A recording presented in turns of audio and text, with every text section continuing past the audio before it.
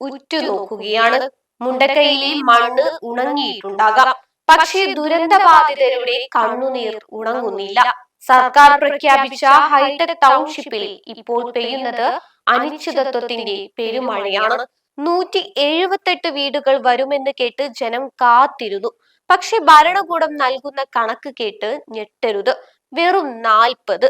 ബാക്കി 138 വീടുകൾ എവിടെ പോയി? ഫേസ് 1 തന്നെ ഈ അവസ്ഥയെങ്കിൽ ഫേസ് 2ഉം 3ഉം കാണാൻ നമ്മൾ അടുത്ത പ്രളയം വരെ കാത്തിരിക്കേണ്ടി വരുമോ? എന്നാൽ ഇപ്പുറത്ത് രാഷ്ട്രീയ പോര് മുറുകുകയാണ്.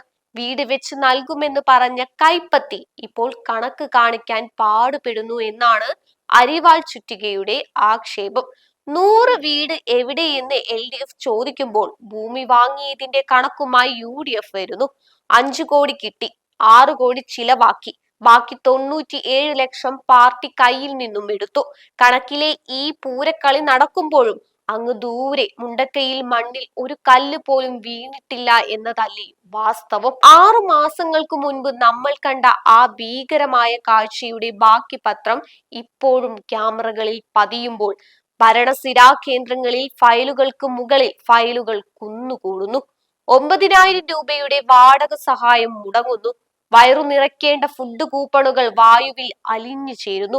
രാഷ്ട്രീയ പാർട്ടികൾ തമ്മിൽ നീയാണോ അതോ ഞാനാണോ കൂടുതൽ സഹായിച്ചത് എന്ന ഈഗോ യുദ്ധം നടത്തുമ്പോൾ ഒരു നേരത്തെ ആഹാരത്തിനും തലചായ്ക്കാൻ ഒരിടത്തിനുമായി ആ പാവം മനുഷ്യർ കാത്തു നിൽക്കുകയാണ്. കോൺഗ്രസ് വാങ്ങിയ ഭൂമിയിൽ മാതൃകാ വീടിന് അനുമതി കിട്ടിയത്രേ. മാതൃക കാണാൻ ജനത്തിന് താല്പര്യമില്ല സുഹൃത്തുക്കളെ. അവർക്ക് വേണ്ടത് അടച്ചുറപ്പുള്ള ഒരു വീടാണ്. അക്കൗണ്ടിലെ 5 കോടിയും 6 കോടിയും തമ്മിലുള്ള കുറവ് നികത്താൻ പാർട്ടിക്ക് കഴിഞ്ഞേക്കാം.